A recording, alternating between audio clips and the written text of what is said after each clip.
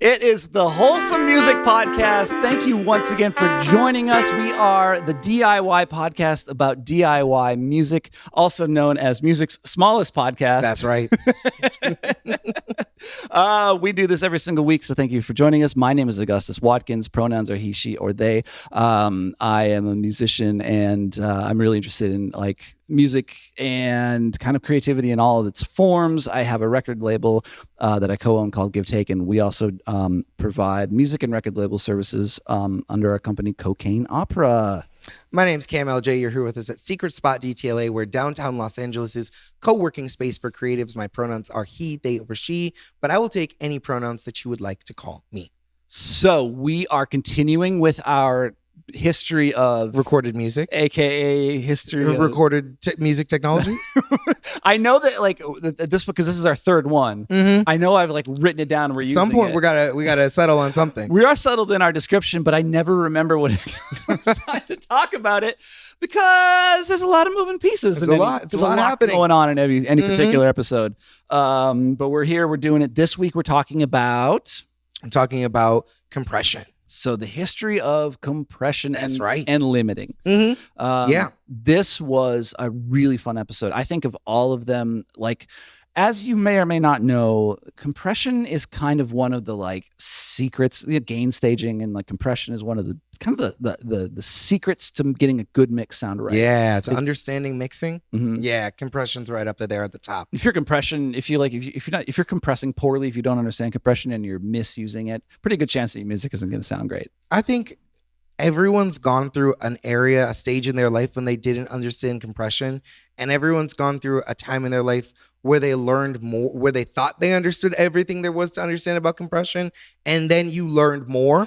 So I think it's kind of a rabbit hole that we all dive down and we just see how far we can get into. I got to tell you that I myself this week learned things about compression. I love that. Thanks to your research. I love that. So there's and once again, the whole point of this is we're not teaching you this isn't a tutorial. No. We're just teaching you kind of about the history and the background of these tools so that when you are accessing tutorials, you got a better idea of how to use it. You have the context. Next we've got beyond that. This episode we went some places on this. Yeah, one. We did. We went a lot of places. We really went some places. So we've got inside Jeffrey Epstein, the unrealized P factor plans for EMI.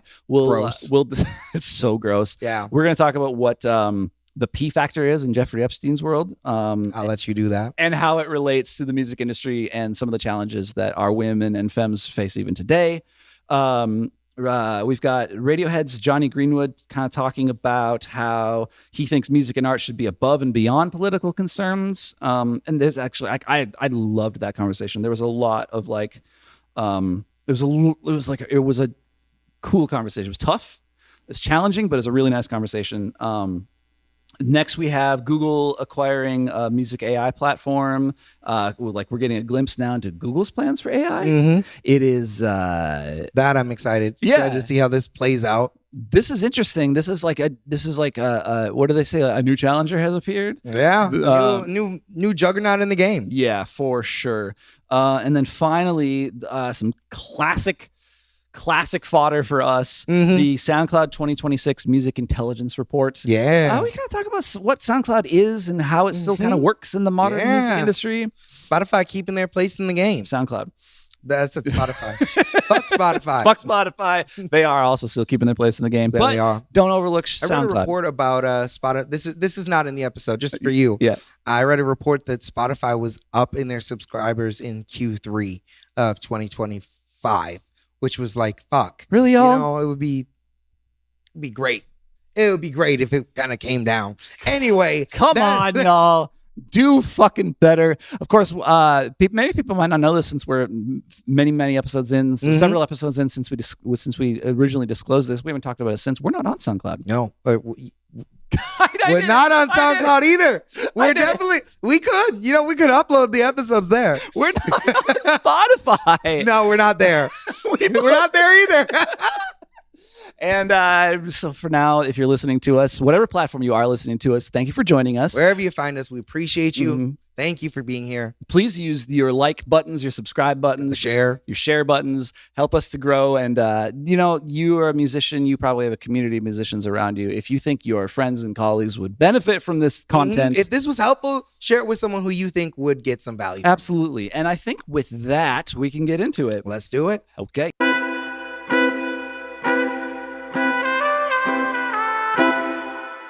We are back with another segment in our ongoing series about the history of recorded music or the history of music technology. I can't quite remember what we're calling it. I like both. Yeah. I think it's both. It's the history of recorded music technology. I think that's what we're talking about, the history of recording technology. Mm-hmm. I have a label for it, but I never remember, so... I'm going to just call it the history of recorded music technology. That's very comprehensive. So if you're new to this, this is an ongoing segment. We've already done the history of... microphones. And before that, we did the history of... mixing and mastering. Right. And so what we're doing here is we're not trying to be a tutorial, this format with two people in a microphone. We're not in that. You know, we here to give you organic one-on-one vibes. Yeah. And so the point of this is more to give you a background and kind of fill you in on the kind of the history and how this stuff evolved, so that when you're on TikTok and you get served a little how-to, or you're searching on YouTube for how to do a mix tutorial or whatever that you're doing, the things that they're going to say, we're going to kind of connect you to what that stuff, when they talk about an 1176 or LA2A, like what is that? How does that work? What is the actual hardware analog gear that refers back to? Yeah. And what is the history surrounding those pieces? So let's get into that. Let's start with the 4 types of compression. Right. So the 4 types of compression. What do you know? What do you think? Okay. Let's do some guessing. And I know we talked about it beforehand, so like there's some throwaways, some giveaways here. But where do you want to start? So we're talking about the LA2A, the optical compression. Okay. That's one type. The 1176. That's FET, field electronics. Okay. There's a tube type. Tube compression. Yeah, that's another type. We can call that tubes/Barry Mu. Okay. And then I guess I don't know what the fourth one is. We've got tube. We've got optical. We've got VCA, and we have Barry Mu. Okay. Yes. VCA was the one I'm missing. Okay. Yeah. Okay.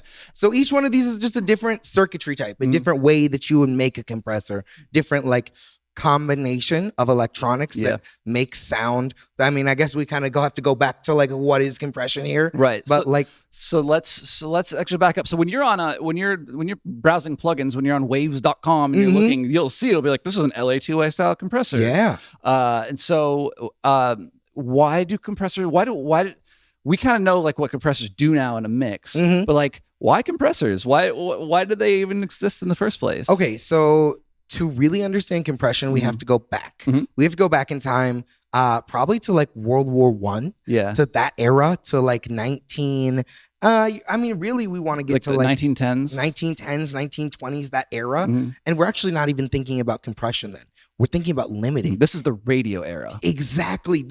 So the reason you would have these big units, right? These big actual analog physical units, these actual machines that would limit the peaks, right? So make sure that this, whatever I'm sending through this machine, is never louder than this.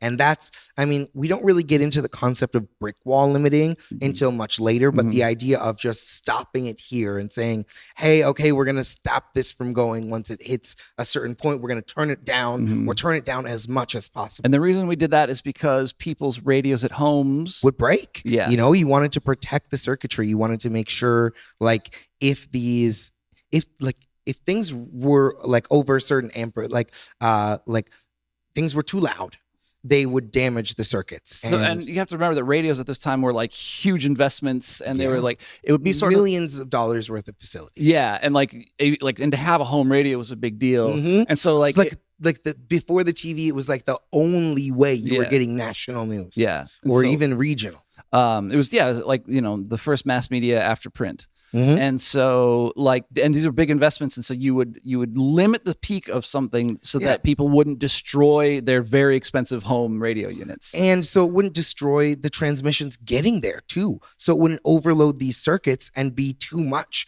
for the systems and cause like electrical fires and explosions and problems. And you have to think, these are guys in like white coats, labs, working in the room, like messing with these big knobs, like having to know exactly what's going to happen. I do love a guy in a big coat messing with a big knob. Yes. We love it. We love do. it. So we do. So that, we start this journey in like the 1920s, 30s with limiting, right? And this is like the simplest form of compression. So like we don't really, to be fair, and we can talk about different types of limiting that existed in those time periods. Like we had the RCA 996A, which is the first true limiter for radio, and that's like 1930s ish.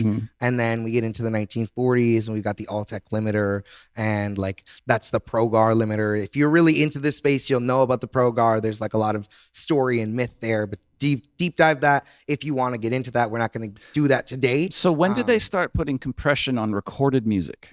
1950s.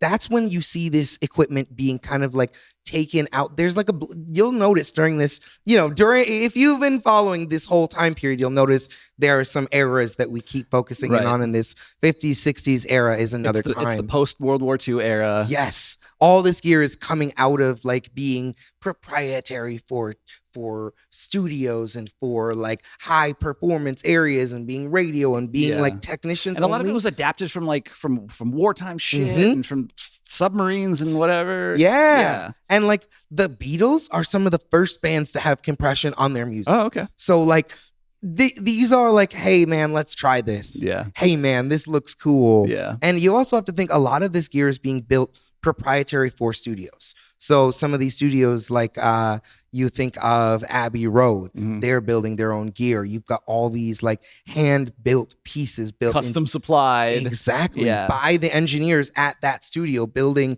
the hardware they needed to make the recordings they wanted. Yeah, and again, this is still the era of like the crop top, tie and a lab coat. Oh yeah, guys, welcome. Engineers at this point, like it's far away from like if you and I walked into that room, like neither of us would get hired. They'd be like, whoa. They wouldn't even recognize us today. It'd be crazy. Right. Yeah. We would understand, but they would not. It would be unbelievable. So anyway, there's this huge delta between where music was then and what compression was at that point, and what it is now and how we get there. And I think two of the throughways that really help us bring us from that 1950s, 1960 eras is there are really three. There's the Fairchild 660 and 670 and the LA2A, which we talked about, and the Universal Audio 1176 or the URI 1176. So you will hear often like 1176 style or an LA2. To me, those are like the two that are just like super common, and super sought after. You've probably got,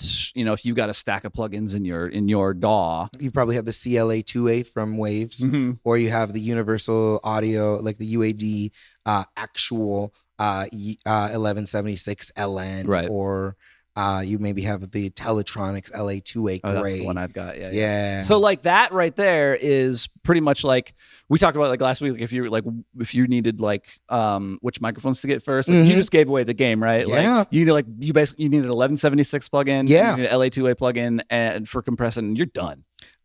Easiest things to think about, fastest, and like I said, we're not going to deep dive in the way that maybe we want to, or maybe we will another time. Yeah. But LA2A, that's optical compression. That means there's an actual light bulb inside of there turning on, and the compression follows the curve of that light turning on. So you get this warm, slow compression. Not great for a snare drum. Right. Like if you're doing snares, like you want to capture the transient of that initial hit. The LA2A is probably going to sound really nice, but it's going to cut off that initial hit. So it's not going to be the best compressor. You want to use something like a fast 1176, and 1176 gives you super fast response because you can then change your attack and release speed, and you can get super fast with that like FET, which is field electronic circuitry, giving you that fast, loud, clean compression. There was, I'm going to go back up. There was, so let's kind of really just briefly go over like what the kind of the main components of what a compressor does this way. And again, like this isn't a deep dive tutorial, but this way, when you're in a tutorial and someone says, oh, turn the gain up or turn the threshold, we're going to kind of give you an overview on what these really mean.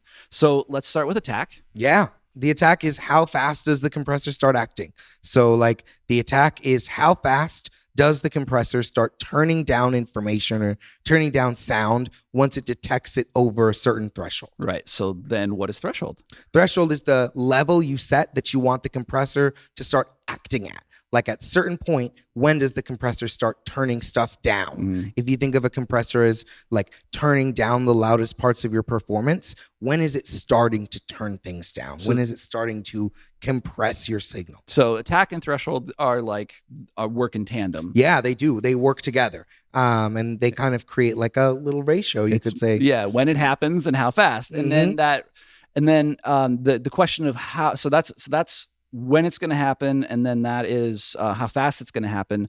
The next question is how much that's going to happen. And that's the ratio. Okay. So you'll often see on on compressors, you'll see like 2-to-1 or like 2-to-4 or like 1-to-20. Yeah. And all of these different ratios are telling you how much compression is it getting. And when you get like 1-to-20, you're almost limiting it, right? You're doing a lot. Yeah. And if you are like low, say like 1-to-3, that's pretty small, right? That's pretty gentle. It's not going to be aggressive. And then, so now we've got when it kicks in, how much it kicks in, and how fast it kicks in. Now the next question is when does it stop kicking in? When does it start making things back up?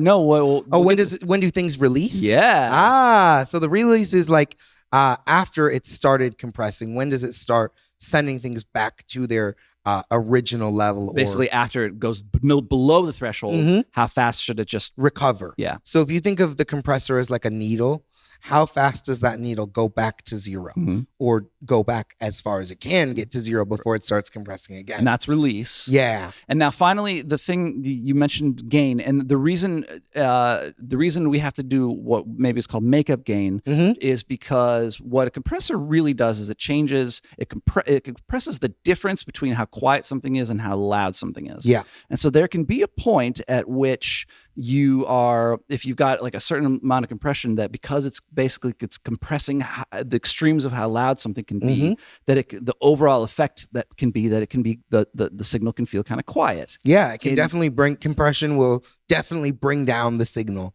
over time. In which case you need makeup gain. And what's that? And oftentimes you'll see that as your output or a separate makeup gain knob, and that allows you to bring up the signal going out of the compressor. I think that's like a really nice one. There's one last one that I just want to touch on really, really, really briefly.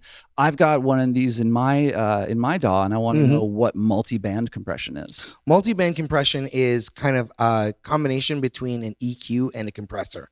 So multi-band compression is when you would have, say, a compressor that's compressing your lows, your mids, and your highs, and you can choose how much compression you want to happen on each band. On each band, yeah. Exactly. So we haven't done yet EQ. So when we do EQ, you'll understand that a little better. Yeah. That, I think, is the main thing we want to talk about in terms of the overview of how compression works and how limiting works. Yeah, I think that gives us a really good overview kind of where we are. One thing that I think we should kind of just touch on before we leave this is like, we talked a little bit about the Teletronics LA2A and the URI 1176 or the Universal Audio 1176. Those were both individual companies. Teletronics was its own company. And if you really look at it, you can see there's like ties to like a bunch of other like pro audio companies, like Neumann is in that same conversation. SSL. Well, SSL still is on its own now. Yeah. But Teletronics and URI both were absorbed by Universal Audio. So now if you go and buy those, or you're going to buy the plugin, it's going to come from Universal Audio. I didn't realize that. Yeah. Okay. So there we go. I think that's going to get you started. So now when you're listening to and watching tutorials, you're going to have a little bit more background into understanding how this stuff really works and the history of it. Which I like, honestly, like I said, like when we do these, like just researching these and setting these up, I actually learn a ton. This backfills a lot of stuff for me. And like, I feel pretty confident about like using compression. Yes. And so this has really been useful for me. So thank you for doing this. I'm having so much fun. Yeah. I'm glad we're doing it. So if you are listening to our main feed, this is the third time we're doing this, and then we'll kind of continue. If you're all checking us out on YouTube where we've got this separated, look for the playlists in which all of this is together. And if you like this, then consider going to the main feed and subscribing, because we do this shit all the time. Yeah, every week. Okay.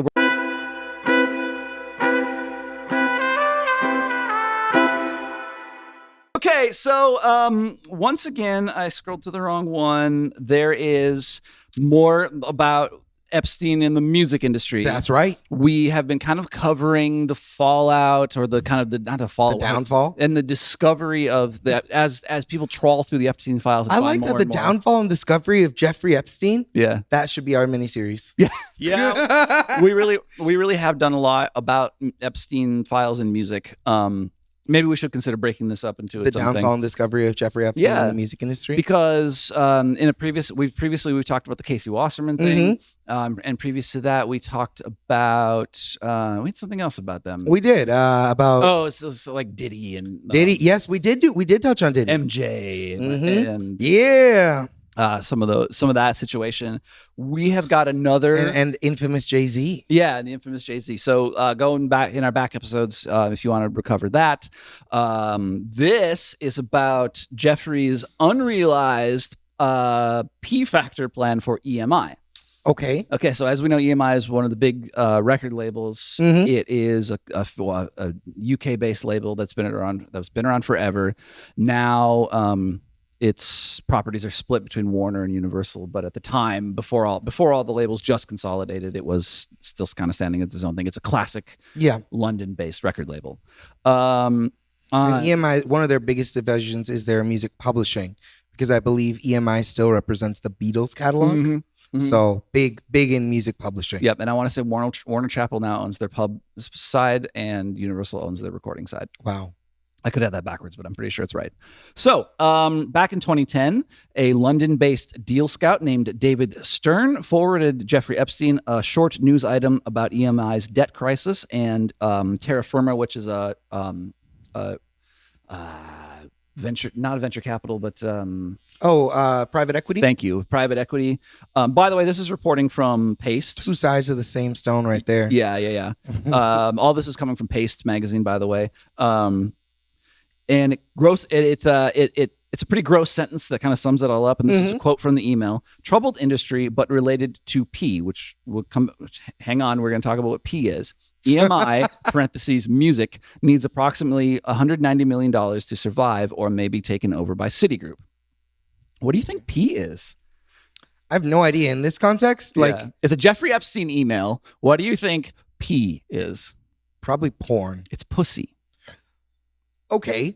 P in Epstein speak seems to have been the way he and some members of his circle, namely Stern, referred to women. Reported abbreviation for the word he constantly used, enough that Stern treated it like a freestyle metric, wishing him, quotes, lots of P on his birthday on New Year's. Wow. And in these emails, I didn't save it because it's really gross, but they're like, oh, the P rating on the Chinese women was this. And it's like, they're like, these guys are talking about P. That's gross. Gross, right? Like I told you, I've been deep into the Jeffrey Epstein shit. Yeah. And this is just like, there's sometimes when I'm like, oh, yep, I'm good on every bit of that. I don't need to be anywhere near that. So let's think about what this means. A troubled industry and a cultural asset. And something that's really important to the history of like art, like recorded music culture, right? EMI is a storied, legendary organization. And these fucking rich dudes, all they can think about when they see it's in trouble is that they could buy this and it would give them access to pussy. Yeah, it's wild. And who was I want to say it's Jeffrey Stern. Who was it? Yes, Stern. How is Stern affiliated David with EMI? Stern. David Stern. He's like a deal broker. He's like and he was deal chilling. Scout. He was hanging out, emailing with Jeffrey Epstein. I think Stern may have been in the in the equity game. Okay. So in the same thread where Stern lays out the looming Citigroup takeover, which, by the way, like you can learn the history of EMI. Basically, the private equity that bought it did a terrible job of managing it. Yeah. It's this kind of known stuff. We're not going to cover that here, but you can research that. Epstein Stern mentions a friend. Epstein replies, "Who's your friend? I'm interested." He mentions the UK Secretary of State, Peter Mendelsohn, who said he might be able to help, who you might know is testifying with Congress now.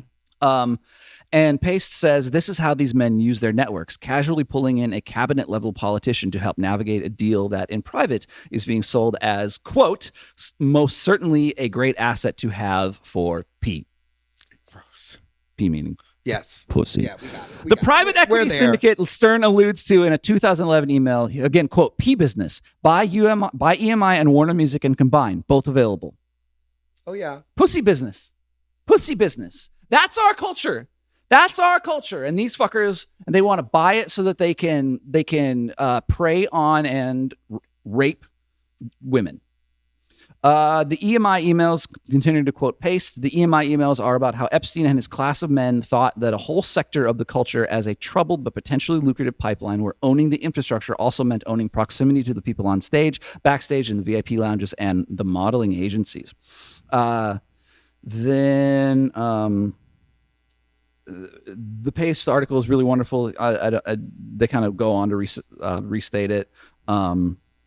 Basically, it's all the same posture. Business opportunities as Trojan horses for access. Industries full of young women as perks bundled into the deal. The concern is that the mindset on display in those emails is still considered normal in rooms where we never get to see. And the only reason that we knew about this one is because the DOJ hit upload on 1.4 million messages tied to a man who finally became too notorious to protect.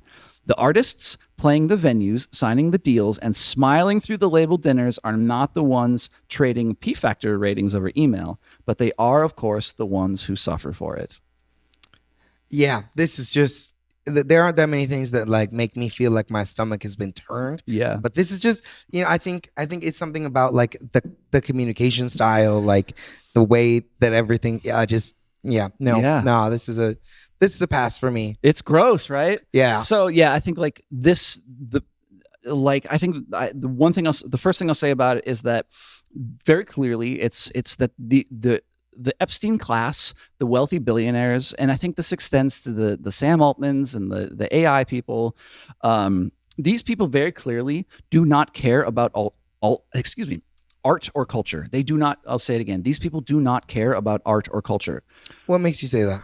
Because if these guys cared about art or culture, they wouldn't be trying to buy companies based on how much pussy they could get. They would say, this is one of the most, like, imagine if you and I were like, had slush fund of money to put around, right? And like you and I wouldn't be like, hey, here's some pussy we could get off of this. No, we wouldn't do it based on that. I'm sure we would have other motivators that would drive us to buy and dominate industry in a horribly techno-feudalist form. At maximum, if you and I were feeling sort of capitalistic about it, it would be for profit. Yeah. The P would be profit, right? Yeah. Hey, we could make some money off of this. We could make some profit. And because this is the Wholesome Music podcast, and because you and I have kind of like have a kind of a bond over that, I would say if you and I were sort of like tossing around some money, I wouldn't want to get involved in anything. I don't think you would either. No. And certainly like together, we wouldn't be doing something based on how much pussy we can get or primarily based on profit. We would be doing it based on like, I would be looking at like, hey, we can make a difference. We can make an impact here. Yeah. We can make a difference. And I just think these fuckers don't care about that. It's just, it's gross. And I suppose the other side of the coin is like, these are very specific people. These are not the industry. There are people who we haven't seen, maybe who haven't been lifted enough, who haven't been given their flowers yet, who are here, who are holding down this industry, who aren't those people. Now, and I'm excited for those people to get out of the way so that these people can get a chance. So basically, these wealthy pedophiles, they're most motivated by the way they can throw around money to get proximity to young, ambitious women and girls who they can exploit for sex. Wow, that's the story here. That's brand new, huh? Well, okay, and that leads me to my second point. I had a friend and a mentor who many years ago, and I'm not going to name names, and you will never find out who this person was. And he would tell me back in that he told me, and this is fucked up, but like we're gonna air this out. But this is a male person in the 90s had a little studio, and he would he would do this like well into the 2000s. He would book sessions with women to try to sleep with them. Oh, that's incredibly common. Right. Oh, I've had interns in my life who thought that was the way to go. I think this is true in any I think it's most pervasive with models and photographers. I think it is most pervasive with models and photographers, where photographers will say, "Hey, come to my studio. Let me take pictures of you. Oh, you're so gorgeous. You'd be Augustus. You'd be such a great model. Let me take pictures." Trust me. Once I get these photos of you, we got to get you in the bathing. Oh, you're going to look so good. Right. And then trust me, after the shoot, I'll take you back to my place. I'll make you feel extra. And if you get comfortable with me, I can help you get to the top. Right. But this happens clearly this happens in music as well. Oh, this is okay. I can tell you firsthand, the story you're telling me is something I have seen. I have seen studio owners perpetuate this. I have seen this situation left, right, and sideways. Absolutely. So because I see the stats, our audience does skew male. I think this is really important to kind of just like state, like the women and the femmes who watch this, we're not telling you anything you don't know. Yes. But there's a lot of men who I don't think understand this. There are a lot. If you're not a woman, it may be easy to understate or to misunderstand how dangerous the music industry actually is. Oh, yeah. So we have a session resource list here. It's called the Session Checklist. It's put out by a company called No Creeps LA, and they have this available to print out and put in any studio. I think this should be a prerequisite for anybody going into the studio who wants to curate a safe space for their clients and for their staff as well, because this can affect your staff. And for women working in the studio, this is an issue too. So whether you're working in the studio as in you're the engineer, there are not that many female engineers, but shout out to the girlies. If you're here in the studio, we know it sucks and we want to make it fucking better. So definitely check out the Session Checklist. That's No Creeps LA. Print that out, put it in your studios, put it anywhere you can. I'll make sure a link to that is in our description today. And I know it may actually be in past episodes because I know we've talked about it. And it's funny because I think I actually just reshared it on our Instagram today. Yeah. So that's out there. I just like maybe just to wrap this up, to say the Epstein class, the two things that I want to leave us with. One, the Epstein class is absolutely not interested in culture for its own sake. These fucking creeps, these nasty, vile demons are interested in exploitation at all levels. And this, if you hear this, don't think this is the depths of their depravity. This is just one more thing, right? And the second thing is to understand, for those of us who are mere mortals on the ground, who are just working class people, understand that the music industry and the creative arts, as you said, is full of this kind of at danger every level and exploitation at for every women. level. So you can be your first time going into the studio. It can be your 10,000th time. Same things happen. I think it can be the biggest recording studio. Oh, I'm signed to Paramount. Oh, I'm signed to Warner. I'm signed to UMG. It's still gonna happen to you. It can be the smallest person. I don't know. I'm not really sure what I'm doing with music. You can be a guy, have this experience. You can be a girl, have this experience. It's happening. And just the more of us who are aware and take care are make it a better space. Absolutely. So let's take care of each other in the new world that we're building in the aftermath of all of this. Let's resolve to do better with, by, and for each other. Yeah. Do better together. As we rebuild the next creative industry as we watch this one tumble. That's right.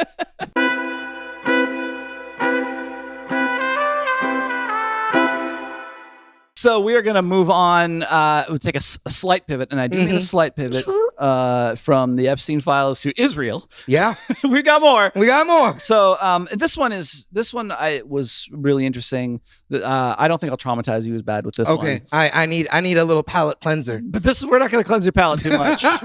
On the same token, so this is actually about an interview given to The Times, which is a UK-based periodical by Jonny Greenwood. Okay. He is, of course, a famous film composer and the guitarist for Radiohead. Yeah.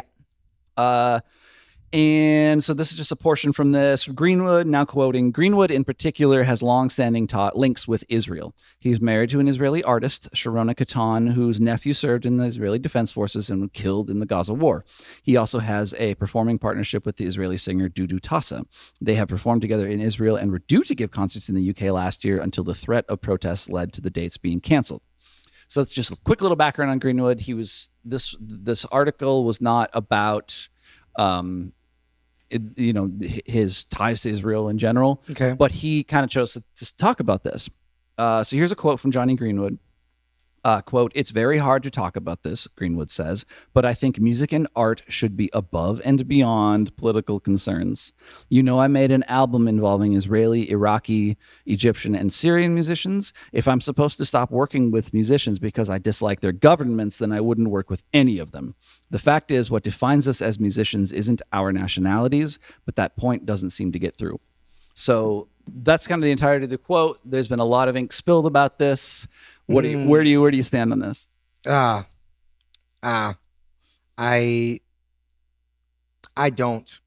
don't want to like jump into this. I'm not a fan of this. I think it sucks. I think the whole discussion is shitty. Yeah. I think like, I see both sides. I see one side of like, you can't perpetuate one thing and expect a different, you can't speak out of both sides of your mouth. Right. But at the same time, like, people are going to be people and art is going to be made. And I think like, look, people are going to grow over time and they're going to change. They're going to learn. I mean, you're like, I think what you're saying is like, he's right as far as you can throw it.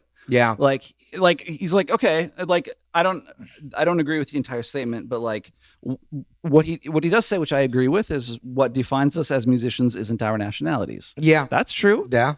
So he's right as far as that goes. Yeah.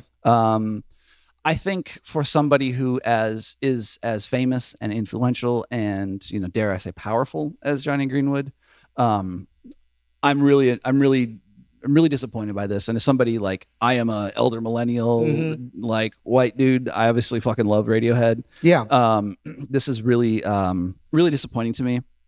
I think it's fine to say you dislike someone's government, you dislike their governments. But I think you need to ask questions beyond that. And I think it's fair to ask these questions. For instance, what are these particular people's relationships to their governments and their government's actions, right? It's like, all right, Cameron, like, you're American, and like, so like, I don't hold you responsible for like what's happening in Greenland. I don't have, yes, great. Yeah, it's a great example. Like, I don't hold you responsible for like all the noise that the Republicans are making about trying to how they're going to take Greenland by force, right? No, I don't blame you for that. Vehemently disagree with that. However, if you were like a MAGA dude who was like, yeah, Greenland, yeah, Greenland, yeah, Greenland, I do think at that point, then I would hold you responsible for that terrible opinion, and I don't think that should be glossed over. Just it's like, well, I hate you just because you're a musician.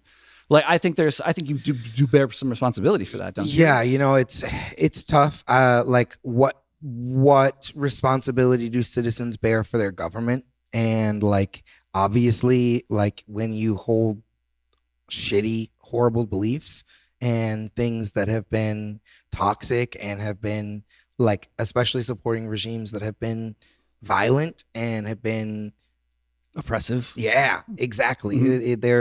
It's tough to speak on both sides. It's tough to be like, oh, I think it's going to be okay as long as we get what we like. Yeah. Like, that's very tough.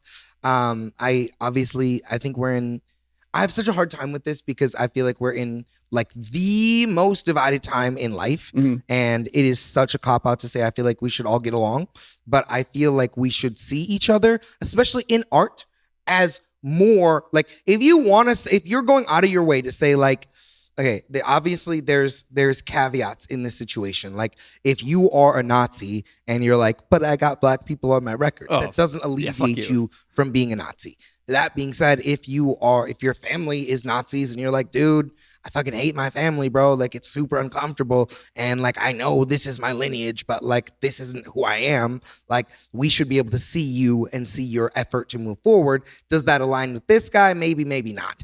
But like, it brings up to me this element of like, where do we stand with people? When can they move forward? Who are they? And I don't know him. I've never been a big Radiohead fan. I'm sure I could, if you played me a Radiohead song that's like the Well, I know popular you're a film one. fan. He's a pretty popular film composer. So Yeah. there's that. I really like what you said. I think that's really important. And so it's like everything that you said about family also applies to country. Yeah. So and that's it, right? Is I don't think it's enough to just say like I just like all their governments, because of course that also to me is like A cop out. it is a bit of a cop out, because because that's also like what kind of libertarians were saying in the 2010s, where they were just like, I just like the government. Is he what is his ethnicity? What is his background? He's UK, but he's British. Okay, so he's like English. a He's English white guy. Yep, English white who's guy. like, yo, I kind of like Israel, and I think that that's right.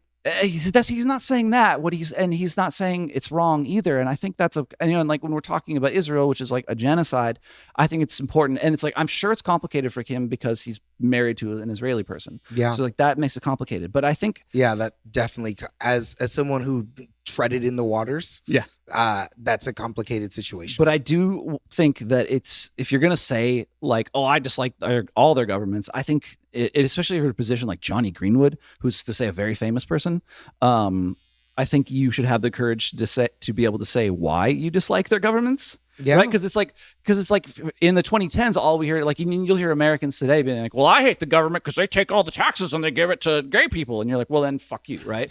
But if you're like, I hate their government because they're perpetuating a genocide, like I can get behind that. Right. Mm-hmm. So I think for him just to be like, well, I hate all their governments, but I'm not going to say why. I think that's a bit of a cop out as well. I just think it's not enough to dislike a government as the world inches closer to war and climate change destruction, right? Yeah. Like, I just think we need to be doing more than this. And I loved that, like, this discussion. And it hurts me because I fuck with Radiohead so much, and I actually fuck with Jonny Greenwood so much. So it hurts me to talk about this. But I do think we just kind of have to be realistic about what we're expecting from our our public people and our big famous fancy people right now. Well, that's something I think we can talk about here is like, what are our expectations for our music heroes and for our like entertainment heroes in general? Is it a fair expectation for us to feel like we're going to be aligned with the political views of all of our favorite artists? I think one person who maybe exemplarizes this on an extreme level is Kanye West, mm-hmm. who I don't agree with at all. Mm-hmm.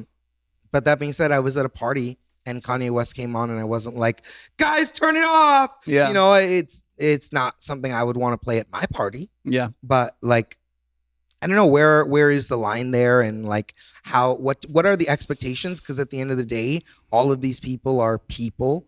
I don't have an answer here. My response to that is, and I think that's a really well considered point. I think my response to that would be like, for every super talented creep that's out there, you know, a Kanye, or, you know, there's just like a lot of these guys are just fun. And I'm not talking about Jonny Greenwood here, but a lot of these old classic rock guys are fucking gross, right? Yeah. All these guys are fucking just vile. Shout out Gene Simmons. You're right. Yeah. Fucking Gene Simmons is vile. Like, and so like, I think we have to have for every one of those guys that like still like dominates the radio and still gets airplay and still might show up at a party or still might get like a soundtrack placement. Mm-hmm. And you're like, well, like, it's cool because it's like, this is the soundtrack of our lives. It's like, yeah, okay, fine. But like, that's a queer person of color who didn't get a job because you once again gave it to Gene Simmons, right? So like, there is something about like how we do use our platforms, and this isn't to say that like there's no space to talk about that. Like we do talk about Kanye here sometimes, for instance, and like we did a little thing about Gene Simmons because even though he is a vile person, he was out there kind of saying something that was actually like we agreed with. It was interesting to talk about. So it is complex. It's hard too with like this discussion around heroes and like what do we expect from the people that we listen to. I wanted to follow up with something about that. Like, I think you kind of talked about like, well, a political belief, and it's like, I think, you know, if there was, for instance, like, if someone was like, well, I think the tax rate should be lower on wealthy people because I'm a big, famous, fancy, wealthy person. Like, you know, like just like I'm just a middle of the road, like old rocker, and I made a bunch of money. And so I don't want to pay as much taxes. Like I understand the selfish impulse behind that. And like, even though like I might disagree with that, like for instance, like in Ireland, U2 get a lot of flack because they don't pay Irish taxes. Their business operations are registered in a tax haven. Do they live there and their business, or is their business registered there? Well, they're very famously Irish. Oh, and they use Irish pride as like part of their kind of branding, right? And so there's a lot of people who are like, well, on one hand, like, well, like Ireland has really benefited from U2 and like the ambassadorship that they've done over the world. And then there's another facet of people who are like, okay, that's fine, but Ireland is being exploited by U2 because they're making material gains off of their Irish identity, but they're not willing to pay Irish taxes in return. And I think that's an example of like, I don't think that's great. Yeah. And it's like I disagree with that. And like I'm kind of personally in the camp of like I do kind of think Ireland, for what it's worth, I kind of think U2 should pay Irish taxes. Yeah. But like I'm not going to cancel U2 over a political kind of disagreement like that. Yeah. But if Bono came out and was like, like kind of pulling some shit where he was like, yeah, I think whatever, like it's like, so like if Bono was like pro ICE, then like, sorry, dude, like you're done. Yeah. And there's a difference, right? Between Yeah. and we talk about this, there's a difference between like having a political disagreement or like, well, I think people should like low taxes spurs business. And you're like, all right, fine. And then versus like, well, I think this is a class of people who doesn't deserve human rights. Yeah. There, I think the line has to be clearly fucking drawn. Yeah. I think it's inappropriate whenever we're like, we're violating people's human rights. I think that's inappropriate. And I just think it's an incredibly, I think when we get into these discussions specifically around like religion-based wars, it becomes very difficult because people's view, like what they believe is moral, is not necessarily founded in the same base. Not everyone has the same starting ground. They have different beliefs, and I think that makes like moral discussions very gray. And it doesn't make it easier publicly. I think it can create like this situation like we're dealing with Jonny Greenwood. Yeah, where Jonny Greenwood, I'm sure if you were talking with him, he's like, no, I'm a humanitarian. No, I believe all these things. It's like, well, it's tough because it's in contradiction with what you're aligning yourself with and what you're saying and the political, and it's in contradiction. It's really tough, right? With like the behavior of Israel. Yeah, and so like it's complex. I think it was like worth kind of noting. I think the line that I think really I think a lot of people have really disagreed with is he says, going back to his quote, I think music and art should be above and beyond political concerns. So here's where this is where I think we do need to draw the line. Yeah. Art is always connected to political concerns. Yes, agreed. You can't make music if ICE kills you in the street. True. Or deports you. You can't buy art if you can't afford the cost of living. You can't get arts education if your school isn't funded. No, art is intricately tied with it, like to politics. Yeah. And I think we talk about that all the time here. Yeah. So like that's where I think like there's like that's where I think we just have to draw the line and say like you don't just because you're rich and famous and you're doing Hollywood films doesn't mean that you get to say like doesn't mean your concerns are above and beyond politics. Yeah. That's where I think like so there's like a lot of complex lines to be drawn here, but I think ultimately at the end of the day I do think we need to hold people to that standard where it's like I don't think you in the year of our gracious Lord 2026 that you get to say that art can be above and beyond. No, I don't think anyone thinks art is. I mean, other than this guy, a lot of people do. You really think? Yes. You think people think art is above? I mean, okay. I guess you could have a discussion here. I don't know about above, maybe below. If you're talking about music that's made for Spotify, like music that's made to fill time, that's not really tied to politics. That's just bullshit. No, yes. But even like that, if like no, there's I think a lot of people do feel like, hey, just shut up and play the song. Like who cares about being woke? I just want you to like play the hits that I love from my childhood and like that. But like the only people who are saying that art isn't political is people who are in a position of privilege because they're saying this doesn't impact me, so I don't care. Yeah. But if you are in a position of a lack of privilege, if you are a person who is an oppressed minority, then there is no facet of your life, including art, that isn't impacted by politics. Yeah. Yeah. So, a lot to consider, right? There's a lot there. That's a deep a deep rabbit hole to dive down. So I thank you for doing this with me. This was hard. We have done fucking Epstein. Yeah, we have have. done fucking Israel today. Thank you for doing this. We're gonna. This is as heavy as we're gonna get here. But I think again, because of where we are in our world, this kind of conversation is part of what being wholesome is about. Yeah, is just being able to engage at this level because the world is a tough place right now. Seeing people where they are, seeing people through their journeys, and watching it all unfold. So just we're gonna reset and to wrap up. We've got just to really put a bow on it. We've got some AI news. Oh yay! So stick around.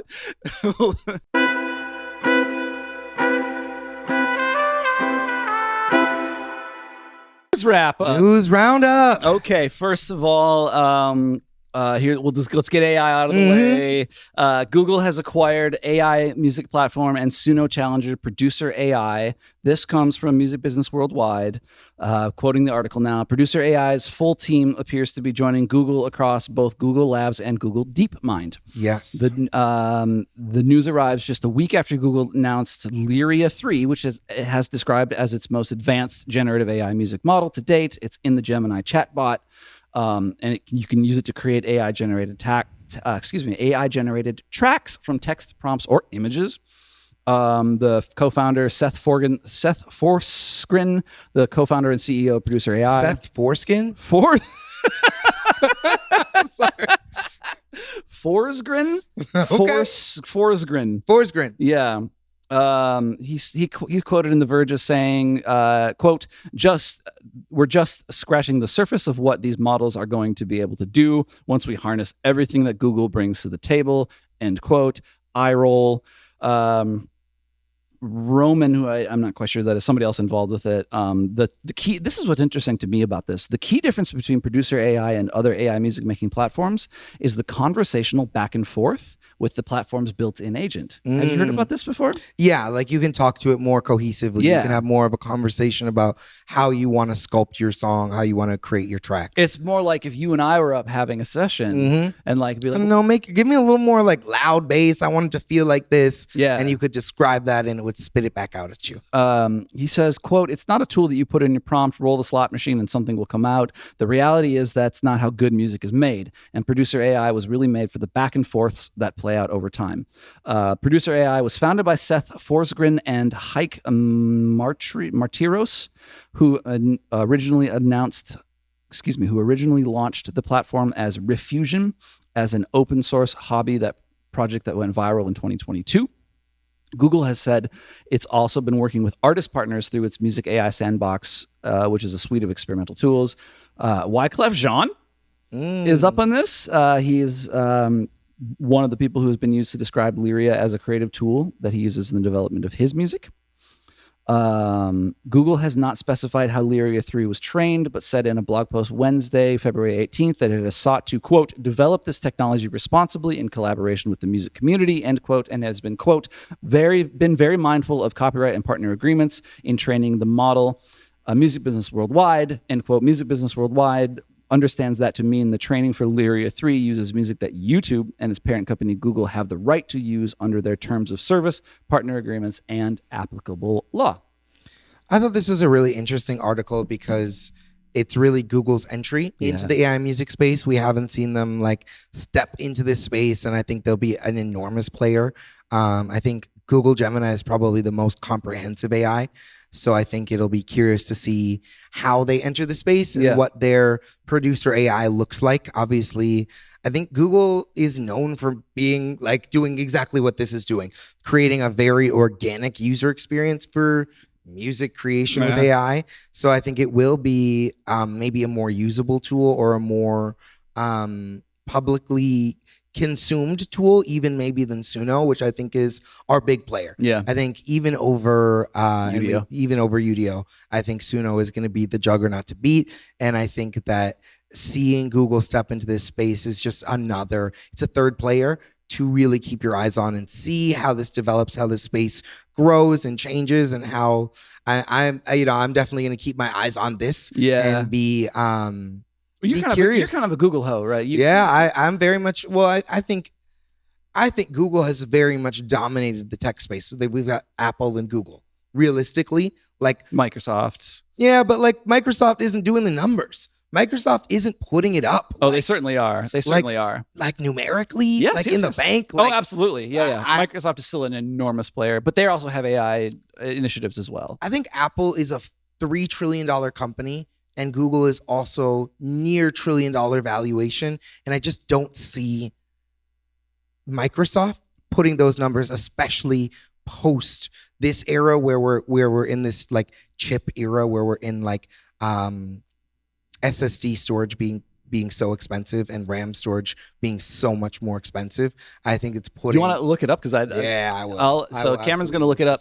I'll kind of give my take on what you were saying in the meantime, which is I think like. I absolutely agree with you that this definitely makes Google a player. They are clearly making inroads to do image generation, video generation, the chatbot thing, and now this music thing. And it's really interesting because they've done this acqui-hire. They've acquired it, and they've got the whole team. What's interesting to me about this is the technology is designed to emulate a bit of a back and forth that you would have in a real session, which I think is so much more interesting than just prompting. I'm definitely really, really interested in that. That is super, super interesting. I'll actually tell you are closer than I thought. It's kind of a tie. So we've got Microsoft, we've got Apple has maintained a slight edge in market capitalization, frequently trading for 3.9 trillion to 4 trillion. Alphabet is very closely behind, however, hovering near 3.7 trillion to 3.8 trillion. Microsoft, which surpassed 4 trillion in 2025, saw its market cap fall to 2.9 trillion by late February 2026. Well, that's like right now. So that's right now. That's due, and I would say due to RAM prices, due to how much it costs right now to ship RAM, and Apple's been able to kind of weather this storm. Yeah. Mostly because their RAM prices have always been inflated. Yeah. Have always been, how much does it cost for you to add to go from 16 gigabytes to 8 to 16 on a Mac? It's so much. And it's always been overpriced. And, yeah. And for PC, it hasn't been it's always been a good deal. But Microsoft doesn't manufacture PC. They don't manufacture it. They're just slave to NVIDIA, which is tied to us because this is a result of the AI bubble. Yeah. Yes. So this is just affecting them really through NVIDIA, which is the other big company in this conversation. NVIDIA is the one, really, it's NVIDIA and TSMC manufacturing these chips. Yep. And so, I mean, Apple's kind of getting into the game, doing its Apple Silicon, but that's not even comprehensive top to bottom. They're not doing fabrication. And I think they rely on TSMC. Yep, because they don't do their own fabrication. Yeah. They're just doing their own assembly of those chips, designing custom design. So moving on, that's our very interesting sound AI news. Yeah. I got one more for you. Part 2. SoundCloud 2026 Music Intelligence Report. So finally, some just anodyne music industry news. Yes, some music news. I am ready for this. I don't know about you. The SoundCloud 2026 Music Intelligence Report. They've kind of put this out. Of course, the link will be in our description for this episode, whether you're listening to it or on YouTube. They have a couple different sections, which we'll kind of just do a quick overview on. They have scenes to watch. So they basically analyze all the things that are happening on SoundCloud and doing a report on it. They have scenes to watch, eclectic new indie, guitar-driven stuff that blurs genres. By the way, all the band names in this new indie category that they mentioned, they all have lowercase names. Interesting. There's no usually they can capitalize the name of the band. The Rolling Stones. Yeah. Everything was all lowercase, so there's a trend to watch. That's a Billie Eilish thing too. Okay. You remember that? Oh yeah. Yeah, all lowercase B and E. I mean, that's all. Mexican reggaeton. One of the fastest growing hip hop scenes in SoundCloud is Mexican reggaeton, which plays up to 81% in the past, plays up 81% in the past year.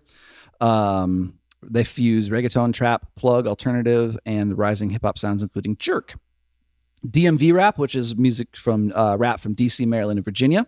Okay. Growing and evolving, the sound pulls. That wouldn't have been what I thought of DMV, but yeah. You thought waiting in line to get you. Yeah, I'm thinking car driving music, maybe yeah, waiting room music. Yeah, soul crushing overhead lighting, waiting for you to renew my driver's license. Smelling the weirdo next to you in the weird It'll plastic be 3 chairs. hours, please. Yeah, that would be very bleak. That's his DC, Virginia, and Maryland music. Today's sound pulls from Southern trap and drill, but remains distinct to the area's go-go lineage. Which Go-go is dancing, DC. Post-funk and hip-hop, which derives quicker lyrical content. The other one they mention is hard techno, hard tech, and scrans, which I'd never heard of.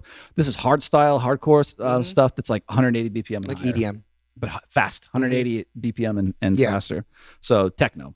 Yep. Yeah, techno, EDM, like electric dance music. Genre breaking. Hip hop continues to draw on diverse sounds. Guitar centric music and hip hop are going together. Hip hop is drawing from alternative rock. Yep. So this is a thing we're seeing on SoundCloud. Electronic and ambient are in the mix too. So hip hop is pulling. This is kind of where hip hop is. The underground hip hop scene is pulling from. So, and by the way, they mentioned since 2019, listeners now spend 4% less time with their most listened genre as they consume a broader range of music.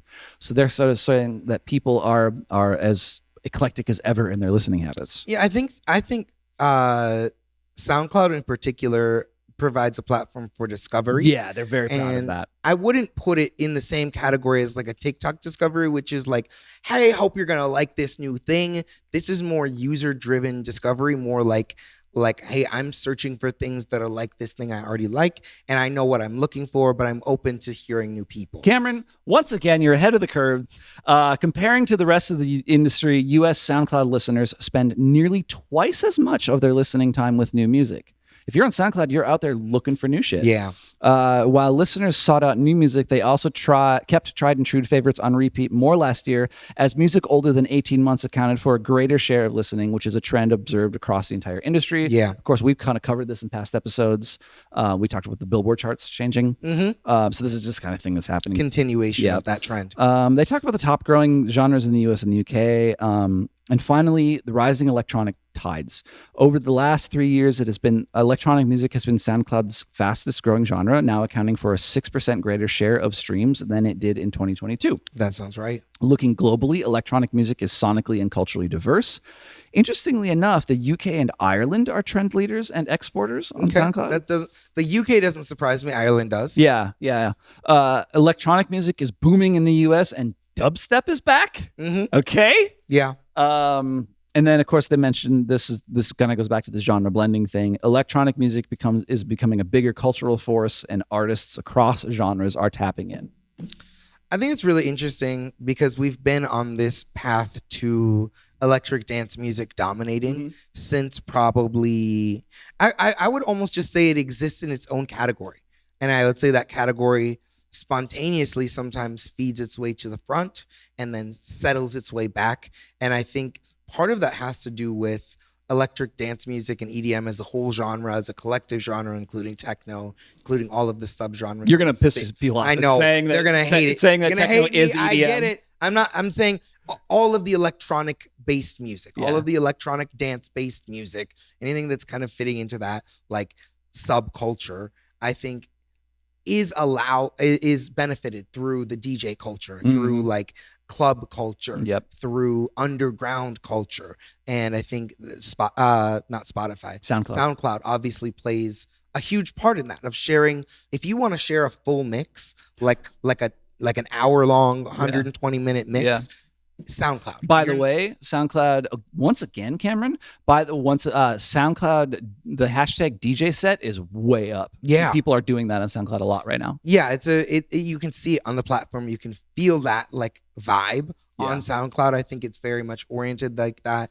And it'd be cool sometime to do a deep dive on SoundCloud and understand, like, see kind of some of the things they're doing to make those signals, to signal that, because when you're on the platform, I think you can feel that. Yeah. SoundCloud just feels really different than anywhere else you go to discover music. It feels organic. It feels like one, I think they do a better job of keeping things. Do you remember when everything switched from like feed based to algorithmic based? Yeah. They still feel like you're getting things from whoever you're following. Yeah, the social recommendation is still a really big part of SoundCloud. Yeah. And I think that that's really cool, and just keeping, and they have their SoundCloud charts, so you can see kind of what's happening on SoundCloud, and it keeps it unified versus siloed with like a Spotify where everything's curated for you. Yeah. SoundCloud sometimes feels more like you can see what's happening across the whole platform. So shout out SoundCloud. Yeah. Still putting in the work. Love it. Not dead yet. No. They're still a player. Of course, there's a lot more to this report. I'd put them in S tier with Bandcamp. You do? Yeah. I respect that. I put them in S tier. I think they've had some slip ups. They have. They've had some yeah. Whoa. They've kind of they've got lost in the shuffle a little bit. I think there's a question of like people are, I hear this question like, well, is SoundCloud still relevant? And it's like, I think clearly for certain genres it is. Yeah. And I think we're going to see once again the next generation. There's probably a next generation of underground hip hop right now on SoundCloud that's going to come up and will be like people that are going to be people that are right now putting out stuff that's getting 10,000 views or listens, 100,000 listens. That some of those people are going to be on your radio in 3, 4, 5 years. Yeah, underground like dance music, underground like DJ vibes, underground stuff. Yep. So if you're an electronic musician, I think one of the big takeaways is like get your shit on SoundCloud. Your time's coming. Yep, your time is coming. So we're gonna come back. We're gonna close out. And we've got some take it or leave it advice. This is Cameron's week, and we're gonna get that. And we're gonna wrap up. And then that'll be the episode. That'll be everything. All right, we're gonna.